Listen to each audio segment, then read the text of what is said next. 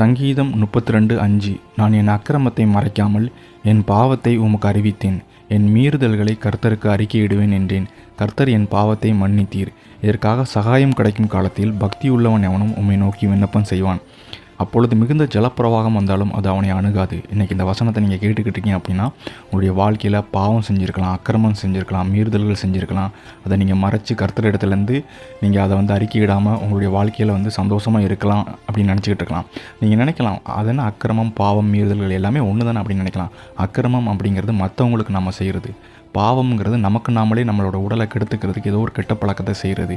மீறுதல்கள்ங்கிறது ஒரு சில விஷயங்களை நம்ம கோபப்பட்டு எல்லை மீறி போகும்போது அது மீறுதல்களில் சேர்க்கப்படும். ஸோ இது எல்லாத்தையும் பார்த்திங்கன்னா நம்ம மறைக்காமல், இதோட சீரியஸ்னஸ் தெரியாமல் நம்ம அதை மறைச்சி அதை கர்த்தர் இடத்துல அறிவிக்காமல் இருக்கும்போது, அதை அறிக்கையிடாமல் இருக்கும்போது, அதுக்கு மன்னிப்பு கேட்காமல் இருக்கும்போது நம்மளுடைய வாழ்க்கையில் எந்த ஒரு ஆசீர்வாதமும் வராது. ஆசீர்வாத தடைகள் வரும். உங்களுடைய படிப்பில் வரும், உங்களுடைய வேலையில் வரும், உங்களுடைய பிஸ்னஸ் தொழில்களில் வரும். ஸோ இப்படி எல்லாத்துலேயும் பார்த்திங்கன்னா தடைகள் வருது. ஏன் வருதுன்னே தெரியாமல் நீங்கள் ரொம்ப கலங்கி போயிருப்பீங்க.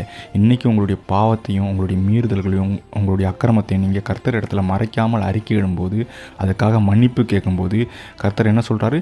இதற்காக சகாயம் கிடைக்கும் காலத்தில் பக்தி உள்ளவன் எவனும் உம்மை நோக்கி விண்ணப்பம் செய்வான் அப்படின்னு சொல்லி வேதம் சொல்கிறது. நீங்கள் அந்த மாதிரி உங்களுடைய மீறுதல்கள், பாவங்கள், உங்களுடைய அக்கிரமங்களை மறைக்காமல் அறிக்கையிட்டு மன்னிப்பு கேட்கும்போது கர்த்தர் என்ன செய்கிறாரு? என்ன சொல்கிறாரு உங்களை பார்த்து? அப்பொழுது மிகுந்த ஜலப்பிரவாகம் வந்தாலும் அது அவனை அணுகாது அப்படின்னு சொல்கிறாரு.